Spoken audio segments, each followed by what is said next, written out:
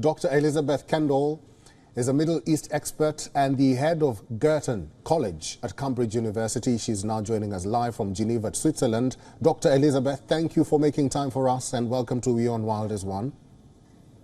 Thank you. Doctor, the White House on Friday accused Iran of being deeply involved, and I put that in quotes, in planning attacks on commercial vessels in the Red Sea, an accusation that Iran continues to deny. Why do you think the U.S. is sticking to its guns on blaming or even accusing Iran? I think the US is simply trying to tell it like it is. The Houthis in Yemen could not operate at this level without Iranian arms and training. That doesn't mean that they're a direct proxy of Iran. Iran does not necessarily command and control everything they do, but they do need weapons and they do need training in order to do what they've been conducting, these operations that they've been conducting in the Red Sea. Now, in one sense, it's the civil war that's going on in Yemen that has pushed the Houthis further into the arms of Iran. So over the last 9 years, the Houthis have become ever closer to Iran. We now see that their slogans are very similar. And indeed, the Houthi slogan itself includes death to America, death to Israel, and a curse on the Jews, just as the Iranian one does. So they're aligned. Iran and the Houthis are aligned at the moment. The Houthis, however, just to finish off, they should not be underestimated in their own right. They're not an easy adversary, and they've become hardened fighters, especially over the last 9 years of the civil war. So things could easily escalate. All right, let's talk about Australia's involvement in this Red Sea conflict.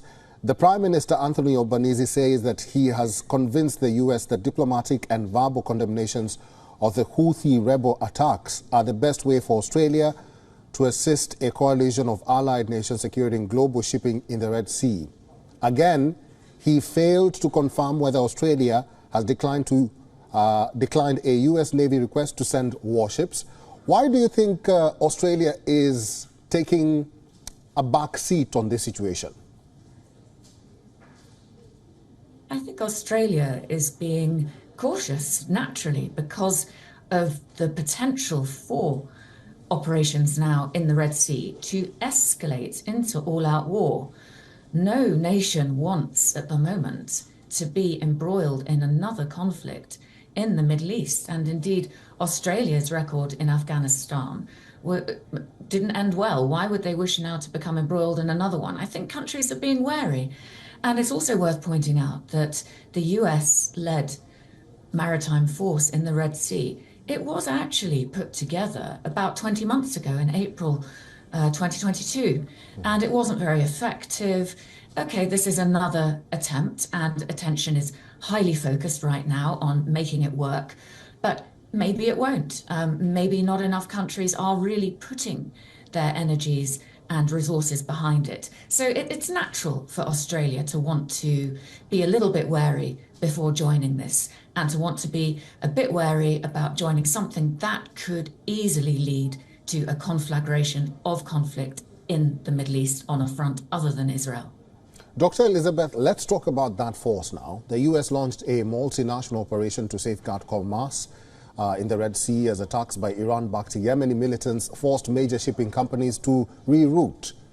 In your view, do you think the Red Sea force that is now formed is capable of repelling the rebels who say they will avenge or even attack any country's ship or vessel if they get involved?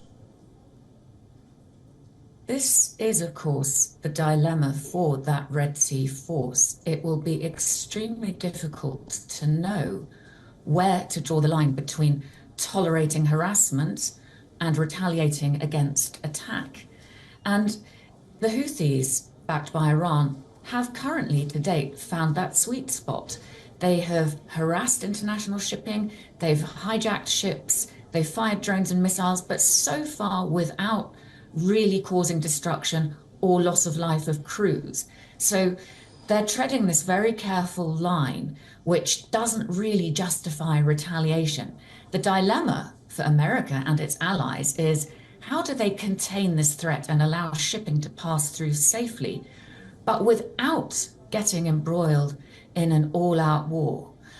I think the only the only courses of action they have open are to beef up their international maritime force, as they're doing, and possibly trying limited and highly targeted strikes to prevent the Houthis' capability of launching attacks. But it's a very tricky line. Dr. Elisabeth, finally and briefly, the U.S. is preparing to lift ban on sales of offensive weapons to Saudi Arabia. What will be the significance of this move? I think the significance is that although the US is saying that this is in reward, if you like, for Saudi Arabia having largely abided by the truce in Yemen, in reality, it's a shot across the bows for Iran. It's a warning. It's saying that the US is prepared to support military action in the region. And yes, despite the Iran-Saudi agreement brokered by China earlier in the year, it is still possible that regional conflict could break out between those two rivals and the forces they have inside Yemen and in the Red Sea. So this gives Saudi leverage in its ongoing talks with the Houthis. And in short, it's a message to the Houthis and to Iran that the US stands firmly behind Saudi Arabia and that it's ready if the talks currently fall through. All right, I've been talking to Dr. Elizabeth Kendall, who's a Middle East expert and the head of Girton College at Cambridge University. Dr. Elisabeth, thank you for talking to us today. You're welcome. WION is now available in your country. Download the app now and get all the news on the move.